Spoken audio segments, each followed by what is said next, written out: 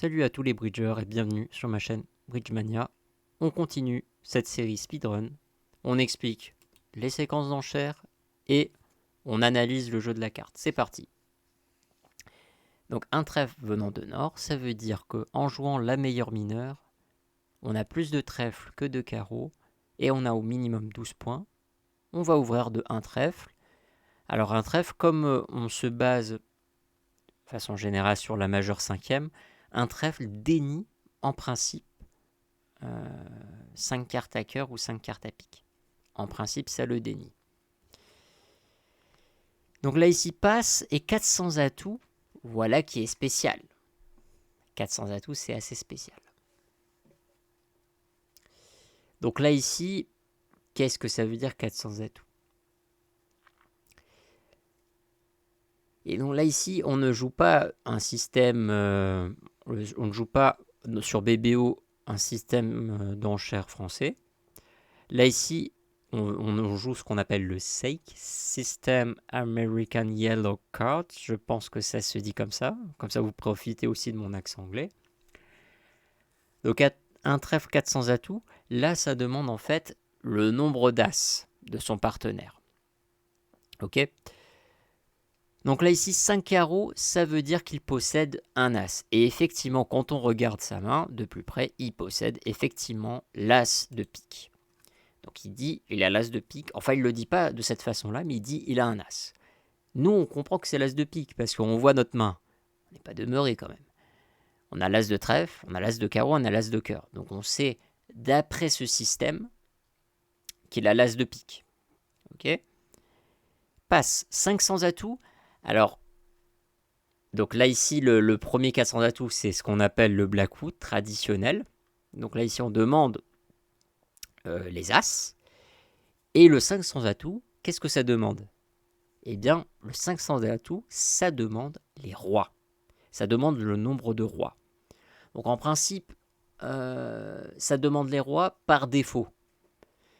Ça veut dire, si l'autre, il pense que ce qu'il a comme qualité de carte, c'est bon, il peut directement mettre le chelem. C'est-à-dire, imaginons, il a une carte clé vraiment fondamentale, il n'a pas besoin de dire son nombre de rois. Mais si, voilà, s'il pense, voilà, il peut y avoir un chelem, mais je suis pas sûr. Donc je vais dire, par exemple, 6 carreaux. Je vais dire, j'ai le roi de carreau. Enfin, dans l'ordre économique, il va dire qu'il a le roi de carreau, ou bien, je sais pas, il y aura une autre enchère. En tous les cas, il va dire son nombre. Et par ça, ça va être celui qui a posé le Blackwood au roi qui va prendre la décision finale. Donc 500 atouts, ça demande les rois en principe, mais ça les demande par défaut. La réponse ici, 6 cœurs. Donc dans ce système-là, ça veut dire j'ai 2 rois. Et à votre avis, qu'est-ce qu'on a comme roi? Si on dit qu'on en a 2, eh bien on a bien entendu le roi de pique. Enfin, comme on a le roi de cœur et le roi de carreau, les 2 autres rois qui restent, c'est le roi de trèfle et le roi de pique. Et effectivement, mon partenaire possède ces 2 cartes. Sachant qu'il possède toutes ces cartes merveilleuses, on décide de poser le 700 atouts qui est l'enchère, enfin, sauf si elle est surcontrée et surcontrée, qui est la plus lourde en termes de points, 700 atouts. Qui d'ailleurs, 700 atouts, ça se fait pas généralement quand on met 700 atouts, c'est qu'en fait on tient, c'est très rare d'avoir 700 atouts avec 37 points d'honneur. D'ailleurs, à 36 points d'honneur, ça peut encore un petit peu se discuter dans la limite, mais 37 points d'honneur, c'est très difficile, très rare de les réunir dans 2 mains. Donc 700 atouts, ça va surtout être des jeux qui vont avoir des levées affranchies. D'accord, comme là ici, As, Roi, Dame, Valet, 19. Bah, en fait, c'est une couleur qui est presque affranchie. Et en fait, on va se baser surtout sur ça pour pouvoir faire des 700 atouts. C'est-à-dire 700 atouts, on a une couleur affranchie et on possède les contrôles dans les autres couleurs. Donc c'est parti. L'entame, Dame de pique. Eh bien, la première des choses à faire, c'est de compter les levées d'honneur. Enfin, de compter tout simplement les levées qu'on va faire. à pique, on a combien de levées? On en a 2. Là, c'est le roi. À cœur, on voit que c'est 6 levées, on en a parlé tout à l'heure. 6 belles levées, donc ça fait 8.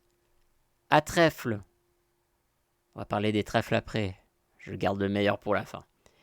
À carreau, là c'est le roi, ça fait 10. Et à trèfle, 11, 12, 13, 14. As, roi, dame, valet, trèfle, ça fait 4 levées supplémentaires, puisque là nous possédons 5 cartes. Donc pas de problème, on va réussir nos 14 levées. Est-ce que vous voyez un problème dans tout ça? Bah oui, un très gros problème. Comment est-ce qu'on va faire pour profiter de nos trèfles? Donc là, ici, on a un cas typique de couleur bloquée. Là, ici, la couleur bloquée, c'est les trèfles. Alors, vous vous dites, pour débloquer la couleur trèfle, c'est très simple. Il suffit simplement de débloquer la couleur. Je tire le 2 de trèfle avec l'as, et puis après, je profite de ma longueur. Oui, mais simplement, le seul problème, c'est que pour profiter d'une longueur, il va falloir un moyen de communiquer. Or là, est-ce que vous voyez un moyen de communication entre sud, menant de sud vers nord? Alors, menant de nord vers sud, pas de problème là. On explose des communications. 1, 2, 3, 4, 5, 6. On a 6 communications menant de nord vers sud. Mais de sud vers nord, il y en a combien? Il y a 0. Niet. 0. Ça veut dire quoi? Il faut trouver un autre moyen. Et là, je vois que peut-être il y en a certains qui ont trouvé, mais qui ne veulent pas le dire par pudeur. Je peux comprendre, mais il faut utiliser une petite technique spéciale. Mais peut-être que ça va en dégoûter certains. Puisque là, on n'a pas besoin de 14 levées, on a juste besoin de 13 levées. Pourquoi ne pas se débarrasser de cet as de trèfle qui nous gêne tellement? Oui, cet as de trèfle, même si c'est la carte la plus puissante du jeu, là, il nous dérange vachement, vous êtes d'accord? Eh bien, regardez. Qu'est-ce que je vais faire avec mon roi de pique? Est-ce que je vais défausser un 2 de carreau tout faible? Eh ben non. Je vais défausser la carte la plus forte ici à trèfle. Eh ben oui, c'est cette carte-là qui me dérange, parce qu'elle me forçait de communiquer de nord vers sud à travers la couleur trèfle. Et regardez, maintenant que je me suis débarrassé de cette couleur, de cet as de trèfle, eh bien tout se porte pour le mieux, puisque je reste en or. Je reste en or et je peux profiter de 3 levées en trèfle. Et je m'en fiche d'avoir perdu l'as de trèfle, parce que je ne veux pas faire 14 levées, c'est pas possible. Et là, je vais en faire 13. Le roi de trèfle, la dame de trèfle et le valet de trèfle. Et évidemment, je vais faire le reste de mes levées et je vais en faire 13. Passons à la donne suivante.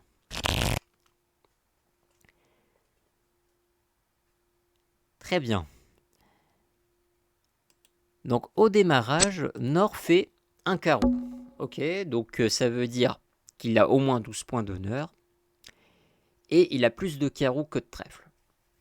Ça, c'est l'information qu'il nous donne. Passe, 2 trèfles.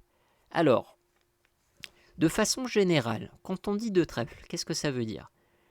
Ça ne veut pas dire quelque chose de spécial sur les trèfles. Ok? Ça ne veut pas dire quelque chose de spécial. Quand on est monté du palier de 1 et on a fait une enchère au palier de 2, ça donne une information précise. On a au minimum 11 points. Cette enchère de 2 trèfles, on dit qu'elle est forcing et auto-forcing. Ça veut dire que on est obligé de parler, Nord est obligé de parler, mais Sud s'engage à reparler après. Donc c'est une enchère forcing et auto-forcing. Donc il dit 2 trèfles, et 2 trèfles, est-ce que ça veut dire quelque chose? Ça ne veut pas dire grand-chose, 2 trèfles. Ça ne veut pas même forcément dire que la personne possède grand-chose à trèfle. Elle peut avoir très bien 2 cartes à trèfle, 3 cartes à trèfle. En tout cas, pas une longueur à trèfle et dire 2 trèfles. Vous savez, je pense que vous avez entendu parler de ce qu'on appelle les filles différées. Qu'est-ce que c'est les filles différées? C'est quand on ouvre d'un cœur ou d'un pique, quelque chose comme ça. On dit 2 trèfles ou 2 carreaux. Pourquoi? Parce que on veut transiter. Ça veut dire on a une main beaucoup trop puissante pour soutenir de façon directe la couleur majeure de notre partenaire. Donc on va transiter par une enchère pour dire écoute partenaire, quand même, je te montre d'abord mes points parce que je suis assez fort quand même en termes de points. Et ensuite, je dis 3 piques. Et ce 3 piques ou 3 cœurs, suivant la séquence d'enchères. Et ce 3 veut dire une information. Je suis intéressé par le chêne et j'ai une main puissante. Parce que sinon, je t'aurais dit 3 cœurs ou 3 piques direct.